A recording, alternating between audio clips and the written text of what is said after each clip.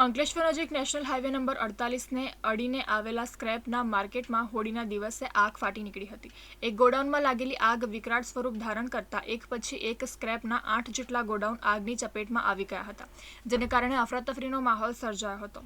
નજીકમાં આવેલા ભડકોદરા ગામના રહેવાસીઓને આંખમાં બળતરા અને શ્વાસ લેવાની તકલીફની ફરિયાદો ઉઠી હતી। આ મામલે તંત્ર દ્વારા ગેરકાયદેસર સ્ક્રેપ ગોડાઉનને તોડી પાડવાની પણ કામગીરી હાથ ધરવામાં આવી હતી। ત્યારબાદ પોલીસ તંત્ર પણ હવે એક્શનમાં આવ્યું છે। આગ લાગવાની ઘટનામાં પોલીસે જાણવાજોગ ફરિયાદ દાખલ કરી છે અને સમગ્ર બનાવની તપાસ કરવામાં આવી રહી છે।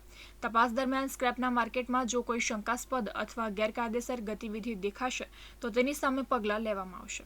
તાજેતરમાં અંકલેશ્વર જીઆઈડીસી વિસ્તારના ભડકોતરામાં આવેલ ભંગારની માર્કેટ નોબલ માર્કેટ જે છે તેમાં હોળીના દિવસે ભીષણ આગ લાગી હતી। આ અનુસંધાને પોલીસે ત્વરિત તે જગ્યાએ પહોંચી અને આગને કાબૂ કરવાની પ્રયત્નો હાથ ધરેલ। આ બાબતે ફાયર બ્રિગેડ તથા અન્ય એજન્સીઓ પણ એમાં મદદમાં આવેલ અને એની ઉપર આગનો કાબૂ મેળવવા આવેલ।